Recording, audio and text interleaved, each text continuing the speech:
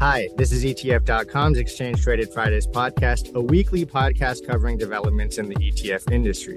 My name is Sumit Roy, and I'm Senior Analyst for ETF.com. And I'm Jeff Benjamin, Wealth Management Editor here at ETF.com. This week, we're talking with Christy Akullian, Senior Investment Strategist at BlackRock's iShares. Christy, welcome to the show. Thanks so much for having me back. Yeah, great to have you. So, Christy, I wanted to start off by talking about a report that you recently co-authored, very interesting report that looks ahead to 2024. I wanted to start off by asking you about interest rates, right? It was only a few months ago, people were talking about how the Fed was hawkish and how rates had yet to peak. But today I looked at Fed funds futures and they're indicating that there's a 50% chance of a rate cut in March. First of all, how did things change so quickly? And secondly, I know your report says that you don't think that we're going to see rate cuts in March or in the first half of the year at all. Why do you think the market is wrong? Yeah, so that's a great place to start. I think that kind of the interest rate forecast and expectations there sort of underpins all of our outlooks for other asset classes as well. So I mean, it's a great question. Obviously, we have seen a pretty dramatic moves just in the month of November. If we even just think back to call it 4 to 6 weeks ago, I think all anybody could talk about was higher for longer, right? And so I think that there's been a real sea change in the way that people are thinking about the forward path of interest rates. So, we've seen a tremendous rally in bonds just over the last month or so. I think a lot of what has spurred or sparked some of that is really just a return to the belief of a soft landing, right? So if you remember back in the summer, there was kind of a brief period where everybody was really all on board with the soft landing narrative, and then maybe we got to the higher for longer period, and now we're kind of back to that soft landing. So I think that the data that's come in has been really encouraging. We've seen inflation continue to moderate at a pretty consistent path, which I think is great and encouraging to see. And we've seen the labor market stay strong, but not too strong.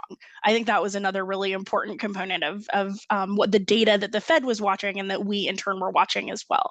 So, we are starting to see this setup where a soft landing is possible, or at least the odds of reaching something like that have increased over the last month or so. And so I think that a lot of that has led to, I'm not sure if we should call it euphoria in risk markets and in the equity markets in particular.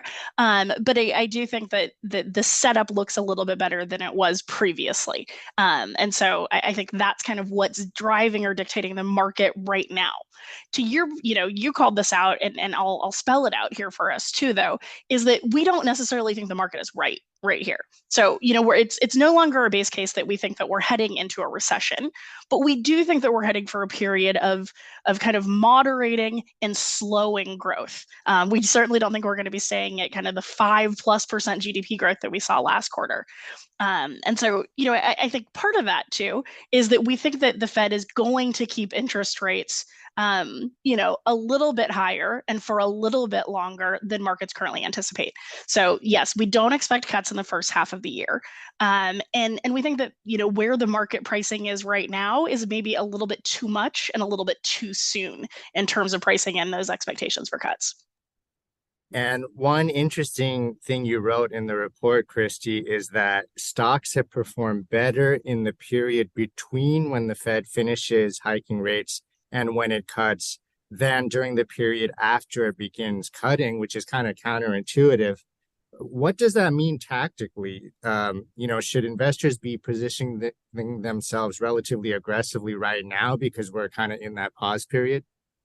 Yeah, so this is such a great point. And it's one that I think surprises a lot of people, right? And I'll describe this a little bit. I know we're referencing kind of a graph in a paper that not everybody has seen or read, but what we did is we looked at the periods, we looked at the last 5 hiking cycles. So going back to 1990, and we divided that into the 6 months before the last Fed hike, and then the period between the last hike and the first cut, and then the 6 months after. And what we actually found is that on average, the Fed has paused for about 10 months before making the first cut.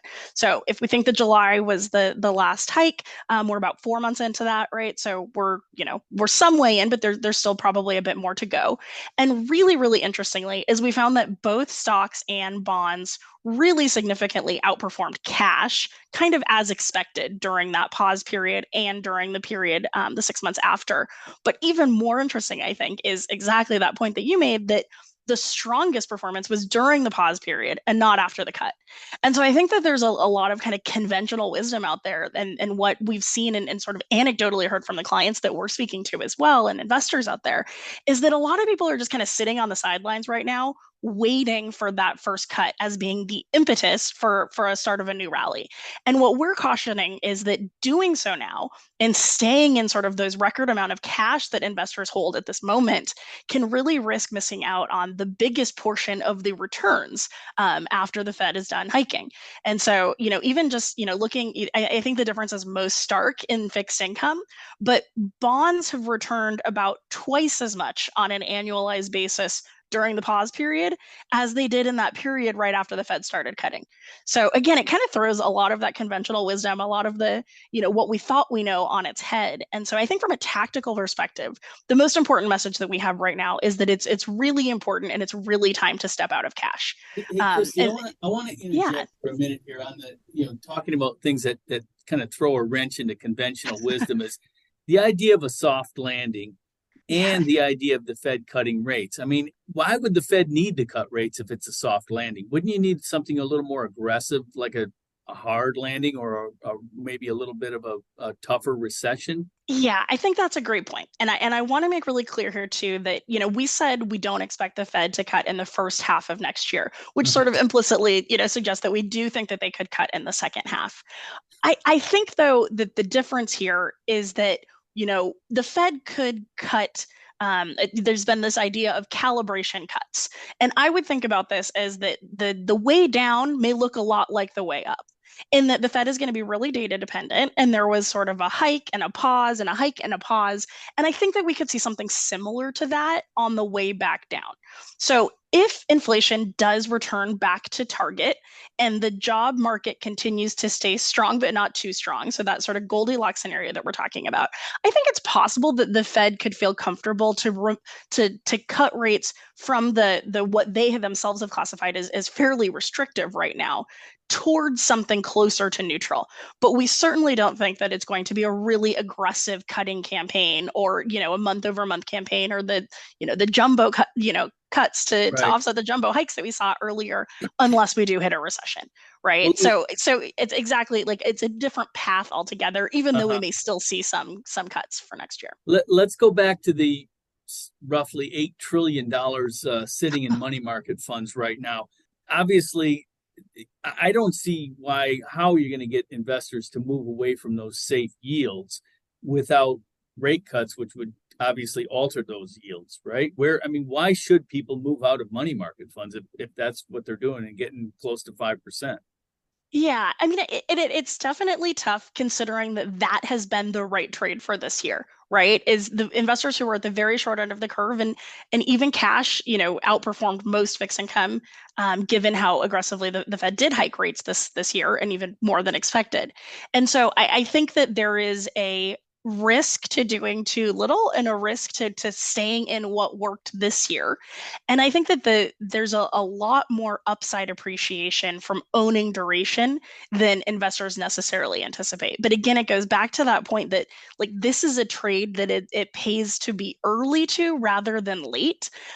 Because yeah, it may feel really comfortable earning 5% in cash right now, but as interest rates come down, obviously you haven't locked that in for any amount of time, right? If you're only holding cash, you have a duration of 0.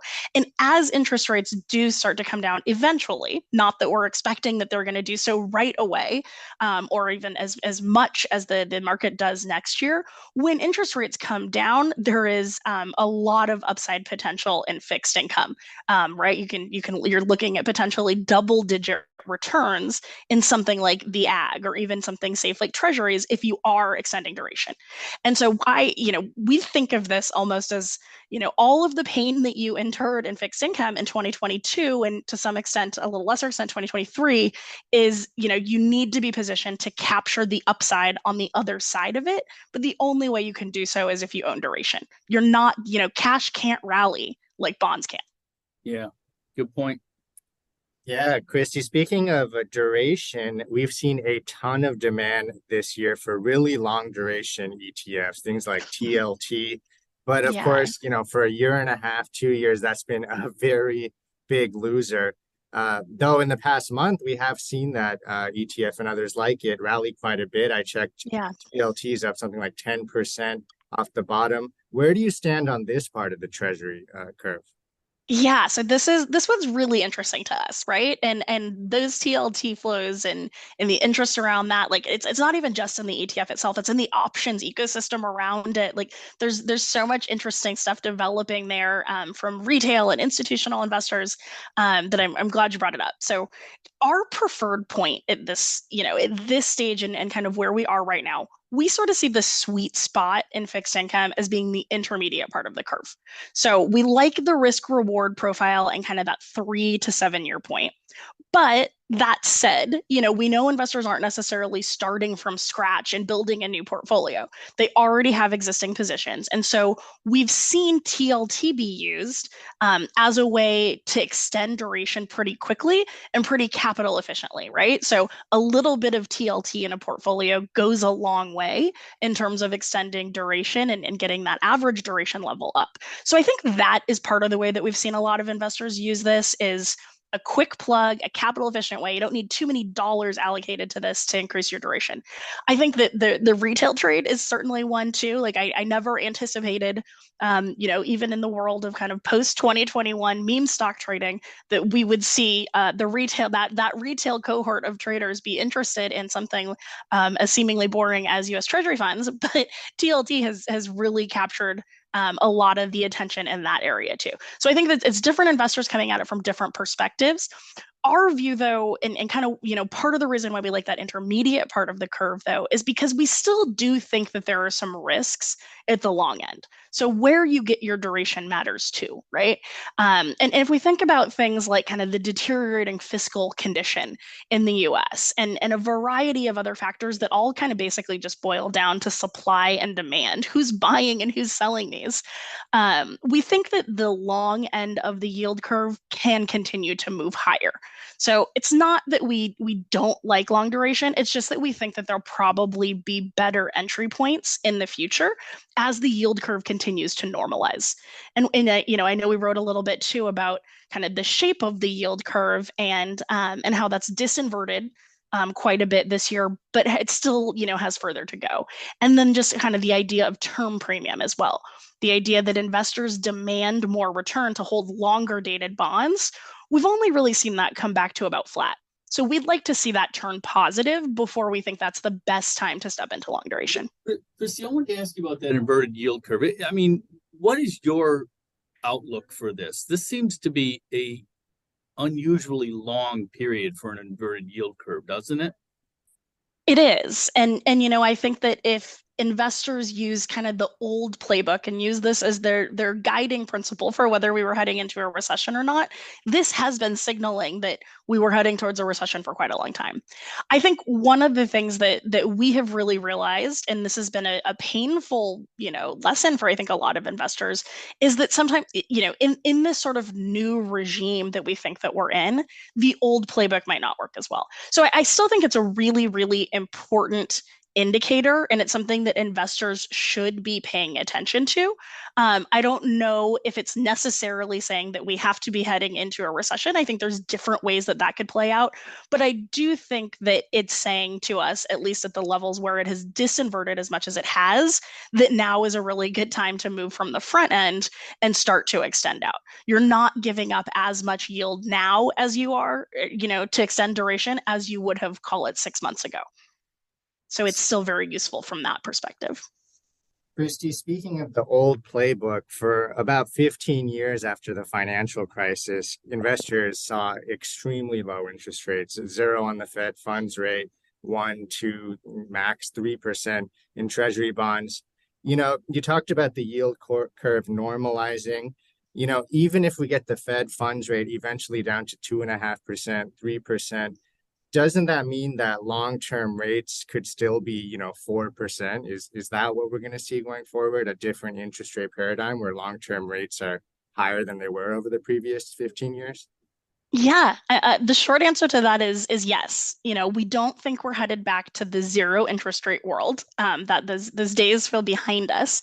And so yeah, I think that picture that you kind of just painted there, I think that feels relatively likely to us. So ways that we think that the yield curve can continue to disinvert and return to a normal upward sloping shape is we do think that the long end can move a little bit higher. We've seen, it was higher, touched 5% or so earlier this fall and has come back down since then in terms of the 10-year. But we do think the long end can move a little bit higher. And obviously, as the Fed starts to normalize policy and bring us out of restrictive territory, we expect the front end to fall a bit too. So I do think that investors should be thinking about what works in a portfolio in a structurally higher interest rate environment, not just a temporarily longer one. And that has implications. I know we've talked a lot about fixed income, but that has implications in equities too. And so as we're looking at the types of companies and the parts of the market, whether we're thinking from factors or sectors lens that can do well, I think that's a really important assumption that we've built in is if interest rates stay higher, what companies are still viable? Right. And I think that leads us to our really strong preference that, it's not new. We've had this for quite a while, for going on a year now, that we really like quality and the quality factor. So something like QUAL in equities. And we sat down and we debated this a whole bunch as we were writing our 2024 outlook of, what's going to take equity leadership from here and how, what can continue to drive the market higher.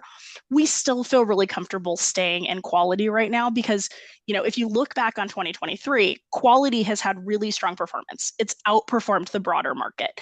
And I think that importantly, we think that the reasons why that did so are going to continue and kind of at least for the first half of the year.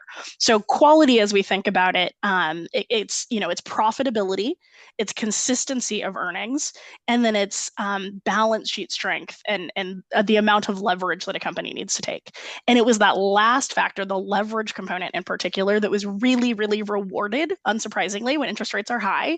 You want companies that don't need to borrow as much. And so we think that can continue into next year. So we feel really confident in that quality call still. Let me shift over to something else you wrote about in your report, mortgage-backed securities. Can you tell us a little bit more about that? Yeah, absolutely. So, when we're, I think that overarching theme throughout the whole report and all asset classes is that we like high quality. But, we do see opportunities to add a little bit of incremental yield relative to treasuries. And mortgages have been pretty beaten up recently. We call real estate kind of a lovable laggard in the recent environment. But I think our main reason for liking that now is really just valuations. So the spread between the yield you get in mortgages, and I'm talking about agency-backed mortgages, so still very, very high credit quality, relative to US treasuries is a lot more. So a higher yield in mortgages relative to treasuries than is the historical norm. So another way of just saying that mortgages do look a little bit cheap, but are still high in credit quality. So we like that you can earn a little bit of incremental yield there. Okay, great. You also talked about buffered ETFs. I love these things. I know they're incredibly popular. They gained a lot of popularity over the past couple of years. I think as maybe financial advisors saw a need to get more defensive. But what's your thinking on that for our audience, for financial advisors and investors in general? Yeah, no. So I'm so glad you brought this up. This one is newer for us in terms of this is the first time we have explicitly recommended this in one of our outlooks, and it's exactly for a lot of those reasons that you just touched on, and what we've been talking about is that we think that 2024 is going, it can be a positive year for equities in particular, but modestly so. And we think that there's a lot of cross currents in the market and the macro environment we just expect to be more challenging. So, that idea of interest rates staying higher than investors currently expect, growth not necessarily turning negative, but slowing. And so those can really be challenges for equity performance. So in this environment, we see, and we believe that it makes a lot of sense to be able to maybe trade away a little bit of upside potential in exchange for a more definitive outcome and sort of more definitive downside protection. And so I think these buffered ETFs are great. We've seen investors using them in a lot of different ways. And so I kind of think of this as is almost a corollary to like the quality trade, right? So one way to bring risk down in your portfolio a little bit is to go up in quality. And that's a more traditional way, and one that we've been talking about for a while. I think kind of a newer way in for investors who do want more certainty of outcome. I think that those buffered ETFs can be a really great option. Where we've kind of highlighted the opportunity is IVVM, which is the moderate buffer. There's also deep buffers as well. So you can kind of choose what you feel comfortable with in terms of the upside downside capture, and you can find a product that suits that. Interesting stuff. And Christy, correct me if I'm wrong, but I don't think you talked about covered call ETFs in your report. I've heard of some investors using those as kind of a defensive play. What's your take on those? Yeah, definitely. We didn't touch on them this time, and we certainly do have those types of products. We think of them as kind of a way to add incremental yield as well. So particularly in fixed income, I know we've seen a lot of flows and activity, and it goes. I think that it goes to this bigger point, and it's a really interesting change that we've seen in kind of the ETF ecosystem more broadly, is that investors are using the product and using ETFs in new and different ways, right? So it's not just the traditional kind of buy and hold, but I think that investors are kind of embracing a little bit more exotic strategies, if you will, and a little bit more outcome oriented strategies, and also active strategies within the ETF wrapper, which feels like a really cool new development, just in terms of the way that people think about innovating within the product and how that can really help them meet their financial goals. Absolutely. So, Christy, you've talked about quality, you've talked about buffer ETFs, you've talked about covered call ETFs. Before I let you go, though, I want to ask you about the broader stock market. There's been a lot of talk this year about how the Magnificent Seven are holding the S&P 500 up. Do you think the rally is going to broaden out in 2024? And regardless, what do you think that means for the index? Yeah, so it's a great, yeah, really great question. I think yes, and we've already seen some of that, right? So the concentration levels and the narrowness of the market rally were sort of the worst or the most narrow in the summer. And we've continued to see the rally broaden from there. I think that it can continue to do so.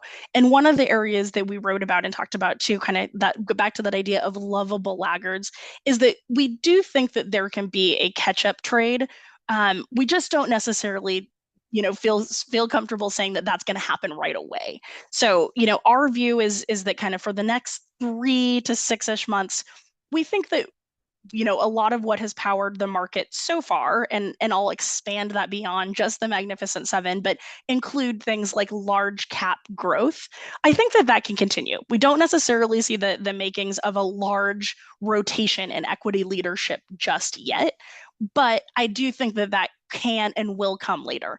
And so that's where we start to see opportunities in really under-owned and unloved asset classes and parts of the market, like small caps and like value. So I think those things will have their time. We just aren't calling for it quite yet.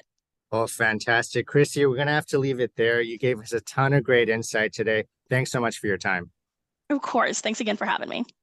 Listeners, I hope you enjoyed this episode. You can find this and all other Exchange Traded Fridays episodes on ETF.com or on any major podcast platform. See you next week.